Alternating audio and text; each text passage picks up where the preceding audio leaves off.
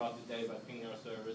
Heartbeat that was the first iteration of Heartbeat, and that, which was really just like one-page website with like all the hits blog, turned into this.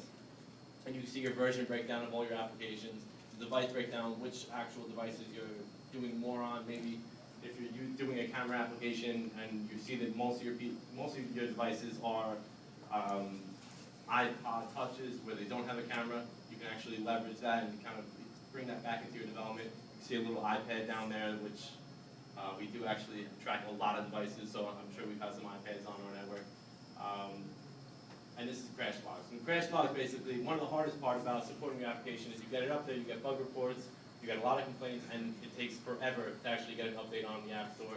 This actually fixes a lot of that because you know all your crash reports coming in. You don't have to tell users how to get their crash reports. Heartbeat automatically brings in your crash reports directly from the iPhone, sends them up to Heartbeat. They get listed here. We actually record at all the occurrences. We had some pretty popular applications. Heartbeat has tracked 2 million plus crash reports. For a developer to go in and look at each crash report, that's nonsense. So we actually grouped everything by the occurrence, which methods they were crashing on, what were the problems. Most of them are symbolicated. Some of the problems, as you guys get further in, if you're new to iPhone development, you have to symbolicate the crash reports and actually see what they, to find out what methods and what devices are actually causing the crashes. You can see some of these are symbolicated, some of them aren't. We do our best we can to use the decent files to decode them for you, but sometimes we just can't. It's kind of a give and take situation with Apple. Heartbeat usage to date, we tracked over $25 million of downloaded apps on the App Store. As I mentioned, we have 2 million crash reports that we've collected from various devices. 9 million devices that are in circulation in the world have actually passed through a Heartbeat app, whether it be through an app that uses Heartbeat or just download an application that uses it and they're tracked by Heartbeat. We've tracked 380 million app opens.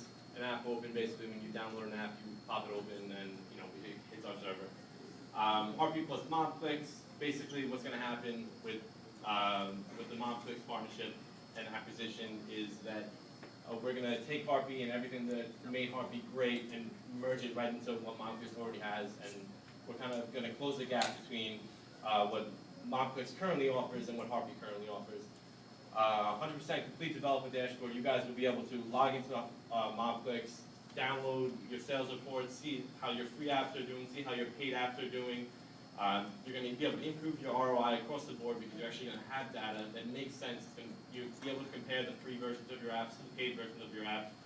And we actually have a lot in store with this acquisition. You can see a lot of new and improved features in Heartbeat. That's pretty much it.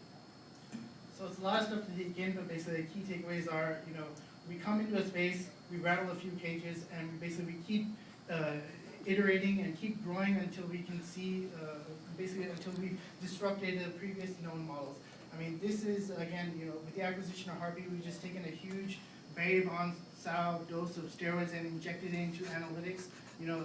Mobclix is your one-stop shop for monetization, advertising, understanding what's going on in your application. So if you are a developer, you need Mobclix, we need you, we want to keep growing and basically serve you guys to the fullest extent. And stay tuned for a lot more new announcements. As Severo alluded to, when the iPad's coming up, whether or not Apple's ready, we're going to be ready. So look for that. We actually have another huge announcement coming up on